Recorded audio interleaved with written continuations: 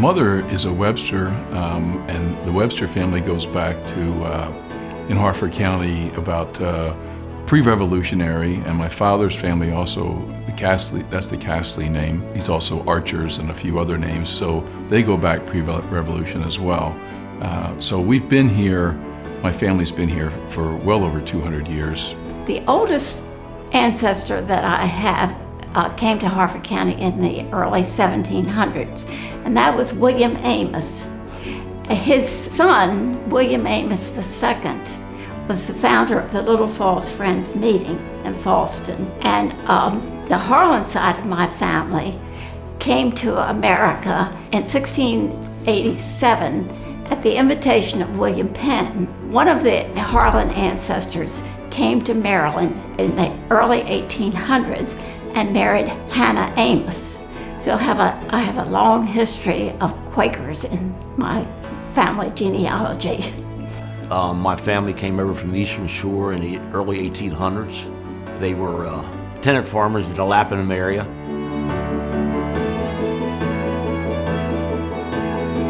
My roots are very deep in Harford County and in the Jarrettsville area. My earliest Jarrett ancestor arrived in 1721 and on down through the line ended up with the property. The Jarrett family had the property that is now the Harford Hunt Club property. And Luther Jarrett, of course, came to Jarrettsville and to the village of Carmen, and in those days, when he was postmaster, changed the name to Jarrettsville and has remained ever since. So I am seventh generation on my O'Neill side, which is the paternal side of my family. My great-great-grandfather was an officer in the Confederate Army, and he lived in Havdegrass on Strawberry Lane. My grandfather's name was Howard O'Neill. He was a state senator. His portrait hangs in the Bel Air Courthouse. His wife was Madeline Robinson, and her father was Attorney General for the state of Maryland. All four branches of my family have roots in Harford County. My maternal and paternal grandmothers both were part of a migration from the south, the mountains of North Carolina, and they came to Harford County with a whole sort of group of other people from the Virginia, North Carolina region.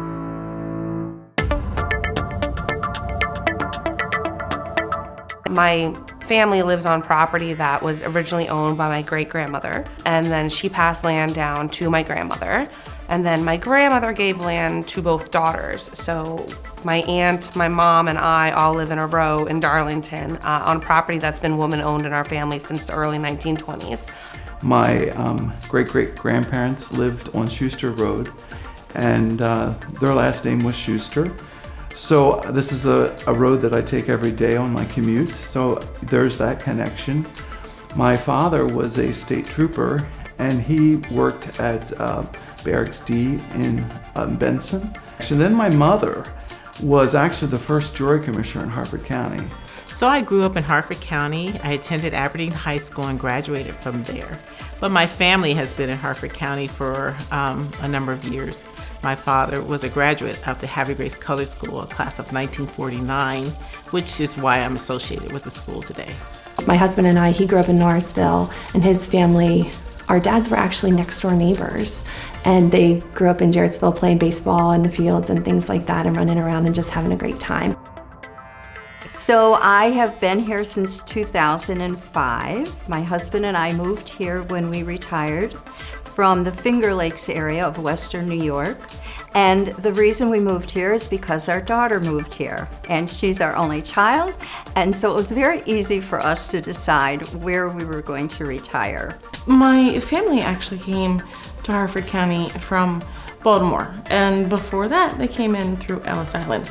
But they ultimately lived over at Abingdon Road and Route 7. My grandfather rented a house over there, and he had many children, and he wanted something more for his children, his growing children.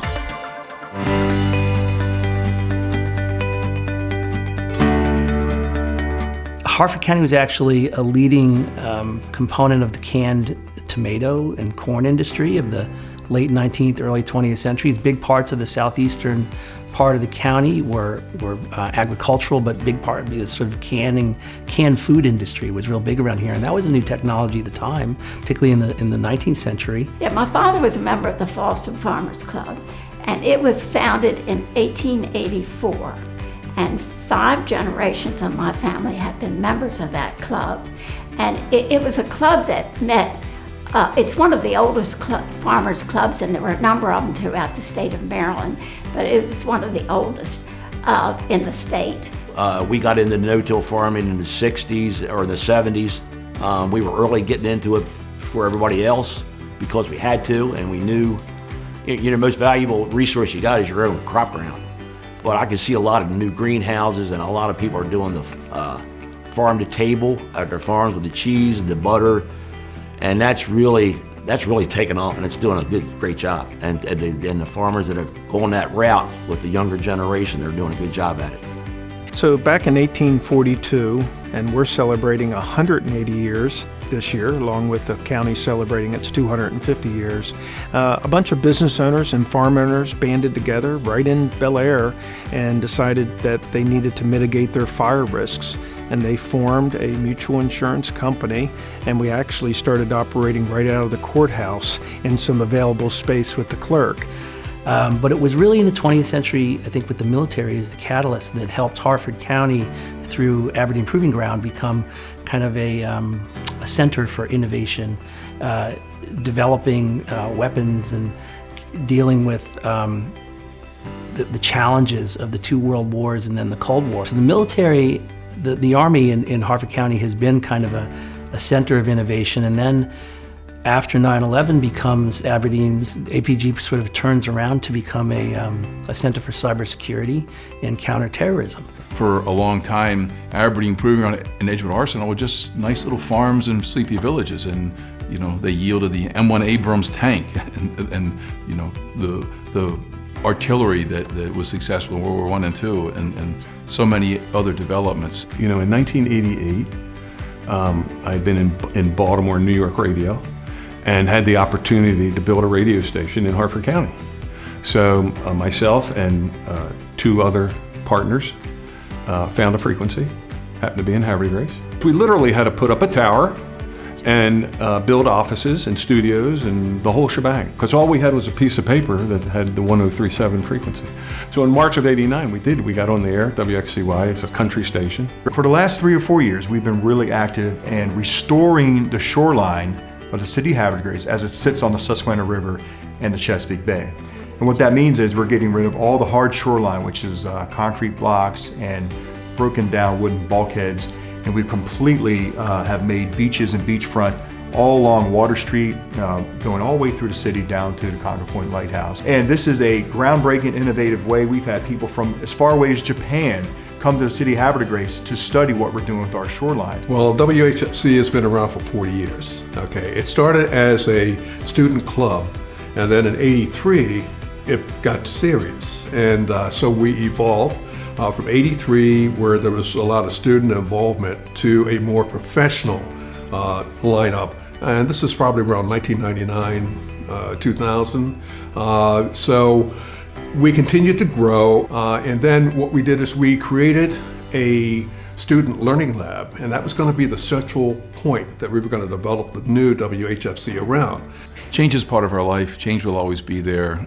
It's important that we respect our heritage, hold on to what's the best of it, and move forward, but the realization that change is all around us, and we have to meet what the world throws at us, so we're going to do that.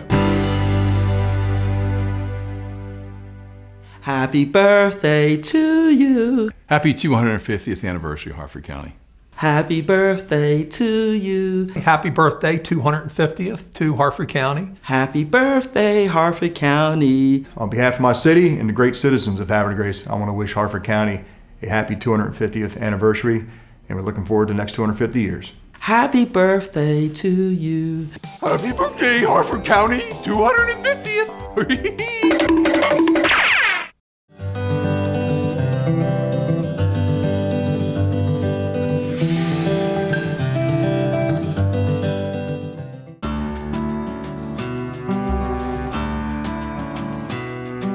When I was born was when 95 was being built. So my family farm quickly gave way to Route 95 coming through. So I'm a transition baby because we saw I lived that where we were a farming family, and the next thing you know, you've got a 8-lane highway coming through the middle of your farm and totally obliterates it. So I appreciate the force of change and being the middle of 11 children. I kind of understand about trying to pull things together in the midst of a lot of change. But Harford County, from kind of a developmental phase, was really more like I would say an Eastern Shore kind of rural county until about the 1960s or 70s, and at that point, Harford County becomes much more developed and much more part of the greater Baltimore, Washington area. And then we see a kind of rapid growth, suburban growth, and big sections that were formerly rural, especially around Bel Air, parts of Aberdeen, become developed. And Harford County's character really changes a lot in those years. I am keenly aware of the growth.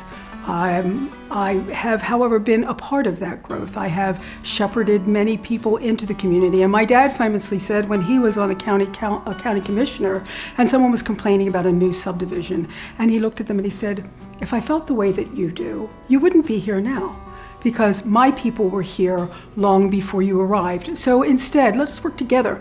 Let us share this wealth and let us share this wonderful place." But I do think it's important that folks appreciate that this county has always been about incredible change, from a sleepy little hamlet to, for a while the Conowingo Dam was the engineering marvel of the world, built right here on the Conowingo, on the Susquehanna River. Looking past what Harford County was and then what it is today, I think it tells us, a little bit about, who folks were and who we were and how we can learn from our past experiences and move forward as a society.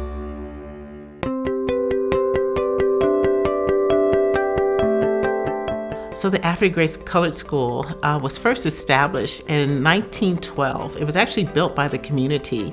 It was a grammar school for African American children. It was one about 14 in the county. I'm project director for something we call the Harford Civil Rights Project here at the college, and that has explored the 20th century African American civil rights movement as it played out in Harford County.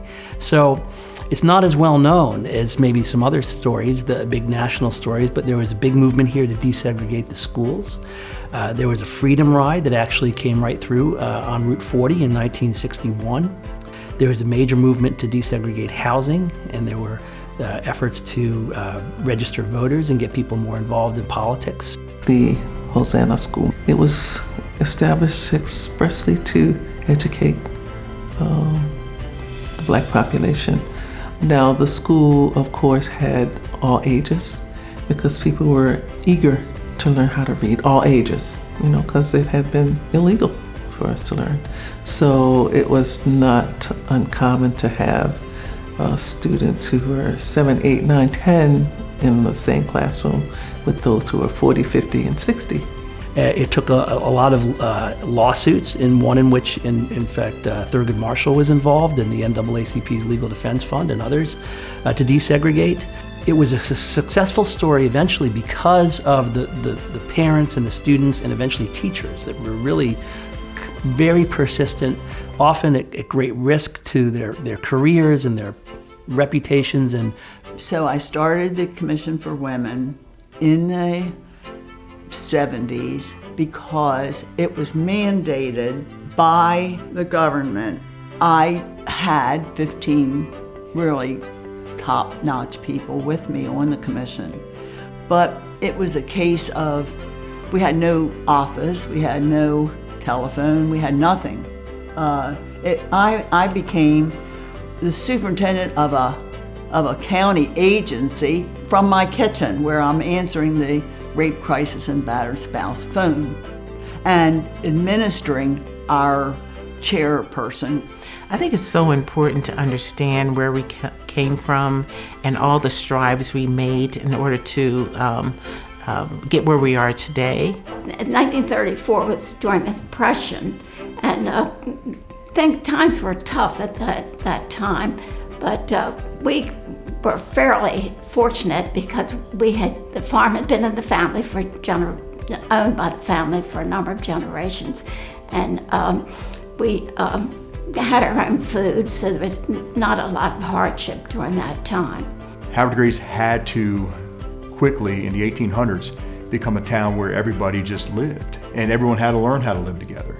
Little pockets of, the Little Italy part of Havre de Grace, with the fishermen and the blue-collar people and the factory owners who were more wealthier, but we all lived in the same town in the 1800s and the 1900s. The people have changed over time. Certainly the Indians were first, and then the European settlers, and then we saw wave upon wave of Irish immigrants. Well, slavery certainly, the slaves and the Irish immigrants, the Italian immigrants, the Hispanic immigrants more recently. It's really shaped us in an incredible fashion. We've gone through many calamities in the world. A lot of people think, oh, we just went through this pandemic.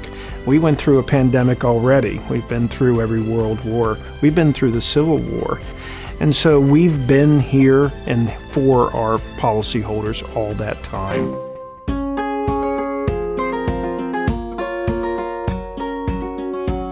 The fire service goes back to the mid-1800s, around the 1850s.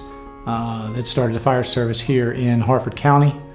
It has grown to 12 departments throughout the county and about 3,000 volunteers that continue to volunteer day in and day out. I grew up in Havre de Grace, lived in Havre de Grace, spent most of the time, my father, my uncles, my brother, and all of us, we were firefighters. And we spent time in the fire service in the Susquehanna Hose Company in Havre de Grace, and I've got almost 50 years in the fire service now. EMT, it started back in the 1800s, and it's been a big help for taking care of the citizens of Harford County, car accidents, fires in the homes, just been sick in the house, to help transport them to the hospital, pregnancies, respiratory distress calls and stuff. The EMTs was there for the families. Our fire company does Food Truck Tuesday nights and bingos, and we really push that as a community to try to get everyone out. During the pandemic, the food trucks were a weekly event where people could get together safely and eat and see each other at a distance. One of the greatest things that we do throughout the year is we support Band Together, which is an association that provides instruments for students who are in need. And every October, Vagabond Sandwich Company in the community has an event where they get donations for that group, and we perform at that event. And so there's a lot of businesses in the community who help each other and keep all the little groups alive and the small businesses as well.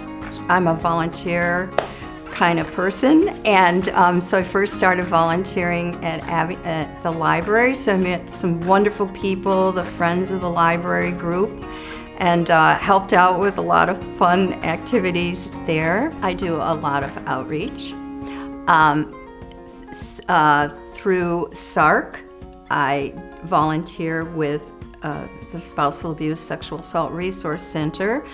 I've spent my entire life on boards. I'm on the Farm Fair, I'm on this committee for the 250th celebration, I was on the committee for the 200th celebration, yes, I'm that old, and I've been working, I was in 4-H, I was in the high school theater groups, I was in community theater, and it's just because that's what you do. And I think that being part of the history of a community gives you that much more of a natural inclination to just do and be a part of a community because you have the history and you can share it and you can welcome other people into that experience. I had a stroke in 2007, have aphasia, so after my stroke, I started a 5K race called Survivor Run. I had that for 13 years. It was a 5K race in Bel Air, and I raised money over $60,000 for several different charities. I don't think there's any place in Maryland that can equal us in the level of volunteerism. When we look at what we do in our volunteer fire company, our school volunteers, our parks and rec volunteers, church volunteers, we're one of the major populations of veterans in the state of Maryland. And so talk about a sense of volunteerism, but it's also the agricultural community that's part of our rich heritage, where farmers, that's part of farming, you reach in and help your neighbor. So that confluence really, I think, builds a strong sense of volunteerism in Harford County, and I think that's something that I look forward to capturing. Happy birthday to you. Happy 250th birthday, Harford County. Happy birthday to you. Congratulations to the county for 250 years. Happy birthday, Harford County. Happy 250th anniversary, Harford County. Happy birthday to you. Happy birthday, Harford County, 250 years. And 250 more.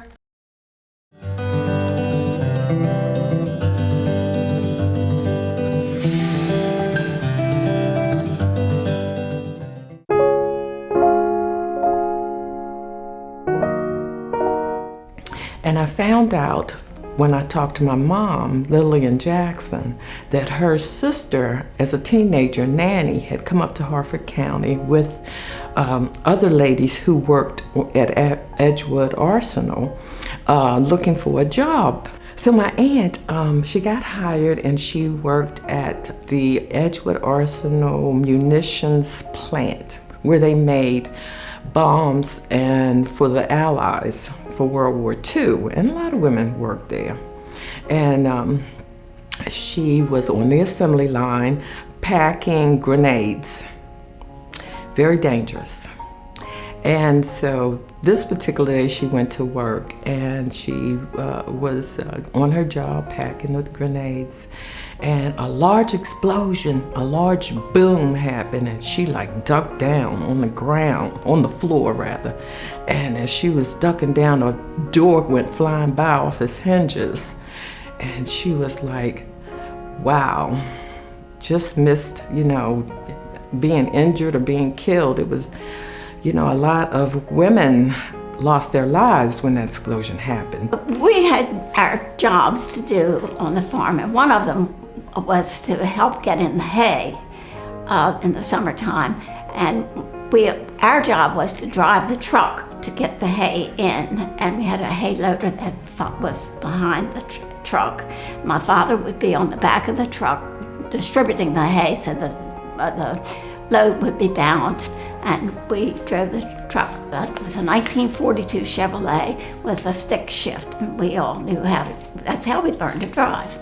We lived near North Harford High School, and my father being a state trooper, the kids like to play pranks, and in the summer, this was before air conditioning, we had all our windows opened, and in the middle of the night, the kids would squeal their wheels in front of our house and scare the bejesus out of us. I mean, it was awful. And Dad would get so mad, he actually slept in his patrol car, parked in the parking lot, in the driveway, waiting for them to come by, and then of course he would go after them. Well, this was all fun and games, but it sort of got a little tension when my brother was a senior in high school. The kids like to have, I think they called it senior squealy day or something. They put oil on the hill, and then they would squeal out, and there'd be this beautiful blue smoke, and then my father was the one called up to calm everything down.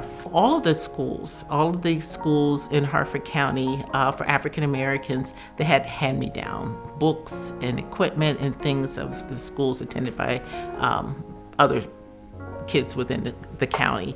So they never had the latest and greatest. But what was great about these schools is that they had teachers and their principals that really cared about them, and they made sure that they were successful. So they taught them how to be successful in life, not just as far as schoolwork is concerned, but in life, because they knew what they were going to go through. So the teachers had experienced the same thing growing up, so they knew what the students needed to do to be successful. And many of them went on to be great success in their personal lives. We were here the first day The new Harford Mall opened in 1973. As high schoolers at Kennerdale High School, we came down to the Bel Air Main Street Theater every Saturday, and the balcony was reserved just for us. So we spent a lot of time down here. But the story I want to tell is that my grandfather and his wife, Madeline and Howard O'Neill, came to Harford County as newlyweds in 1913, and they were planning to build their home, and my grandfather had purchased the land, which is now the Harford Mall, which was the Bel Air racetrack, and he was going to build his home there. And his wife, my grandmother O'Neill, famously said, "No, I'm not raising my children that far out of the town of Bel Air." And so he chose instead a location on Williams Street, and built a home there, which is now the Mann House. There are a lot of really interesting people in my family, particularly, I would say, my grandmother.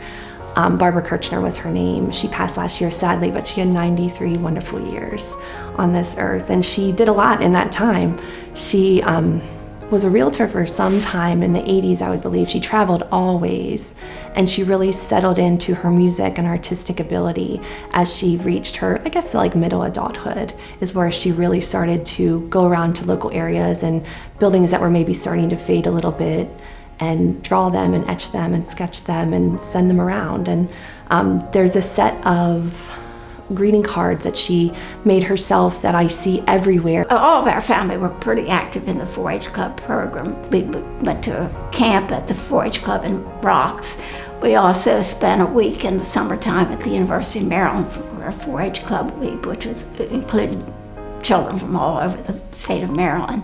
And we participated in the county fair and the state fair. My sister Elizabeth showed Jersey cows, and she had a grand champion heifer for a couple of years there. My brother showed pigs, and my sister Mary Ellen and I pretty much stuck to the domestic arts at the fairs. I would like to walk the Gunpowder Falls State Park trails, especially the railroad trail. I knew there was an old abandoned house just off the trail that had a lot of no trespassing signs, and I didn't know anything about it. But the mountain bikers and the other hikers on the trail encouraged me to go and take a look. So we did. We walked up, and to our surprise, we found low-slung, modern, mid-century modern house built into the ridge above the Gunpowder Falls, the little Gunpowder Falls. And the windows were broken out, the doors were gone, the house was covered in graffiti. It had been known as the Graffiti House, and it was a place I knew that there was a lot of local mischief taking place. But it remained standing somehow. A couple, Rodney and Margie Coates, had lived in this house above the ridge with their 6 children, and the house isn't that big, but they had 6 children. And Rodney worked for Triumph Motorcycles. He was a motorcycle fanatic, an amateur racer. He raced all over the country, won many of his races. And he worked for Triumph in Towson, and that's what brought them here. One of my stories that I like to recall on occasion is one of our massive snowstorms in the 1940s.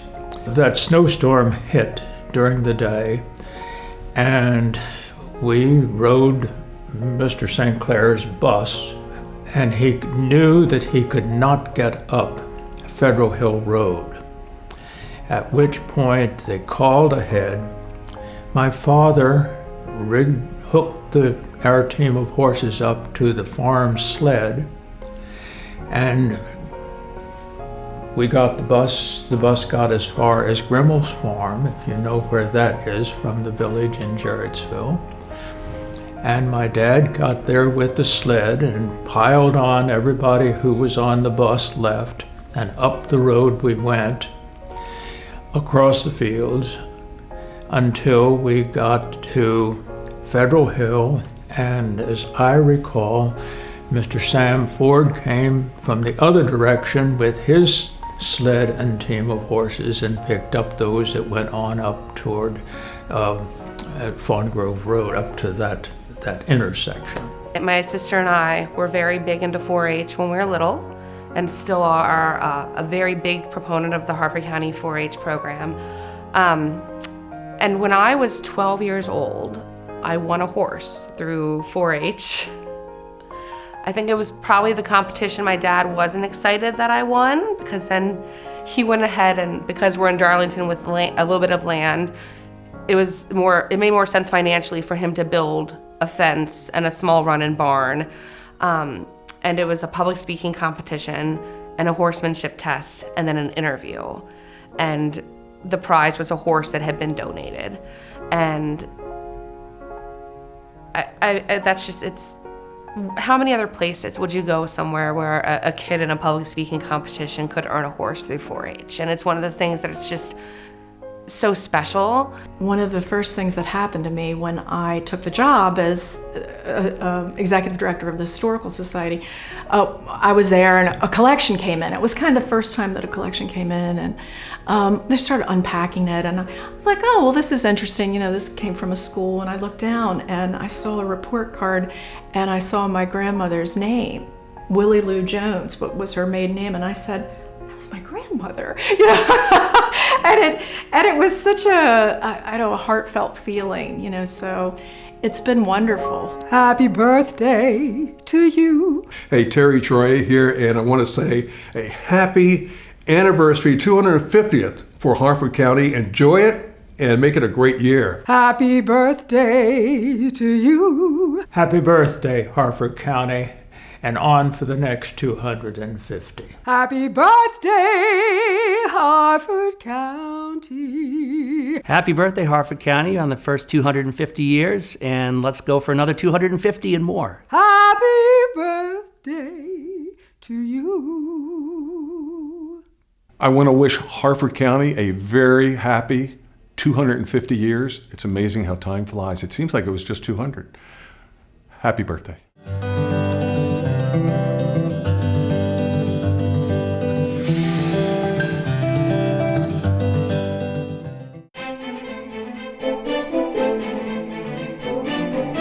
It used to snow a lot, and in '78 we had a blizzard, and I had a milk truck assigned to me that week, and I slept in the truck all week. So I would go from farm to farm, and there's a lot of good biscuits out there.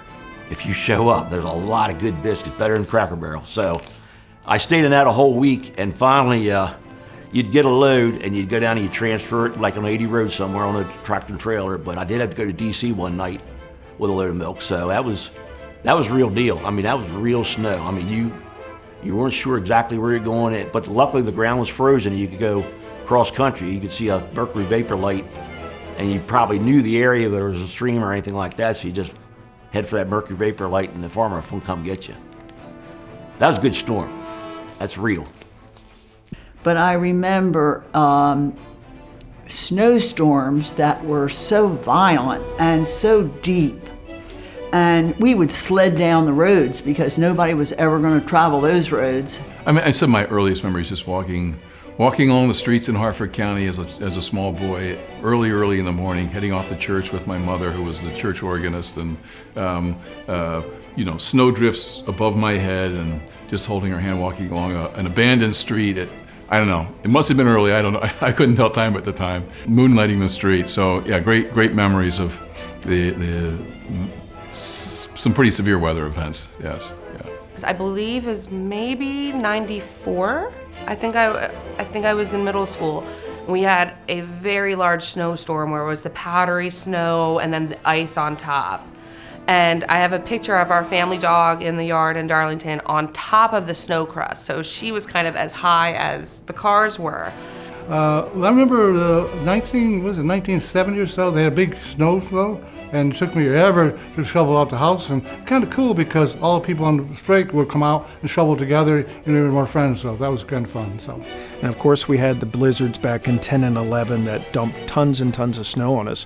But one of our most recent events was Winter Storm Elliott, with the high winds and deep cold freeze that happened over multiple days.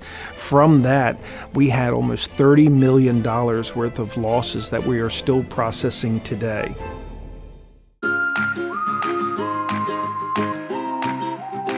Harford County is just beautiful. When you look at Havre de Grace and the Susquehanna River and just the majestic views of that and where we're situated, it's just a wonderful place to be. You look at the museums and the gardens and all the things that are there in Harford County. It's just a wonderful place to be, a wonderful place to live. I feel very blessed because I can look out of my window or any place and see grass, see trees. That's Harford County to me, being able to see the beauty of nature in Harford County.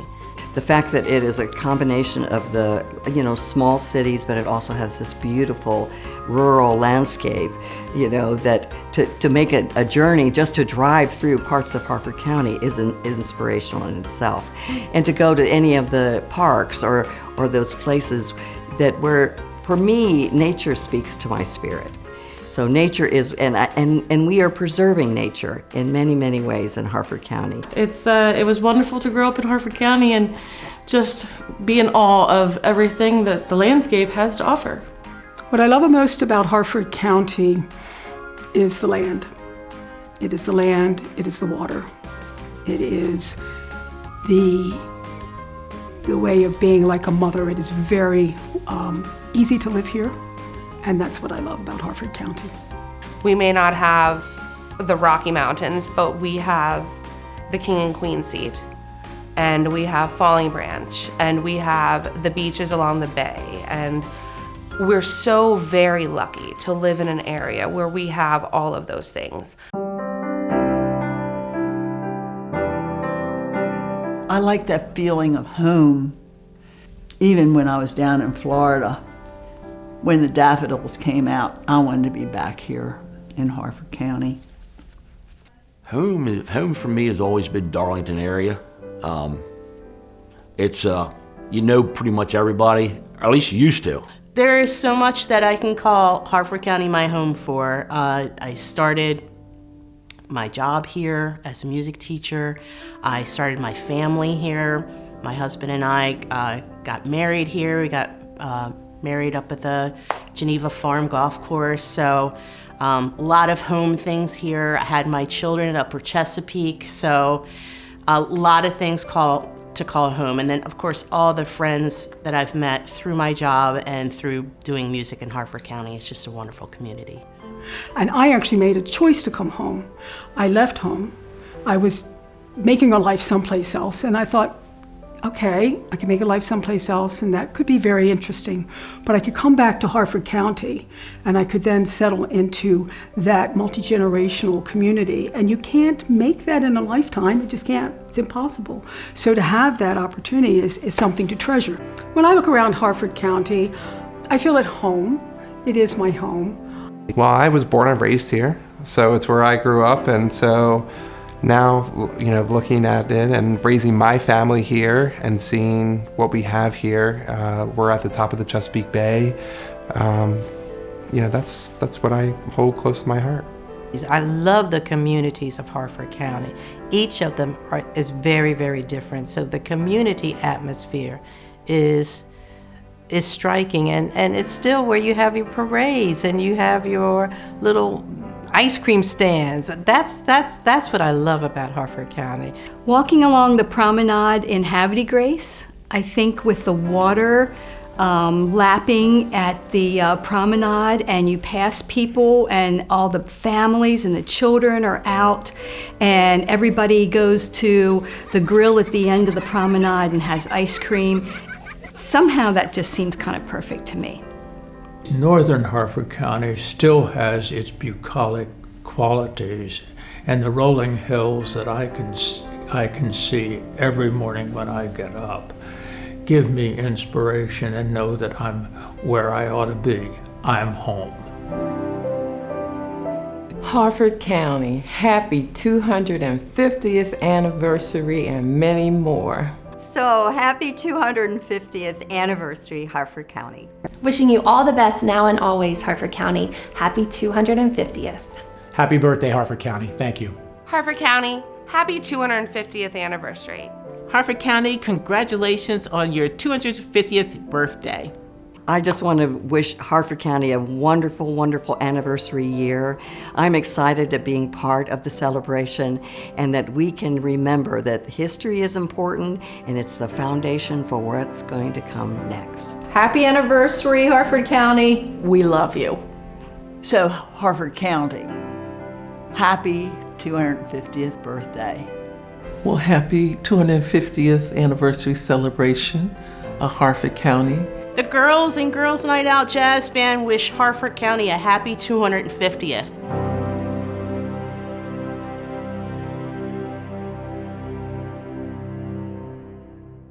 I love Harford County, Maryland. It's been good to me.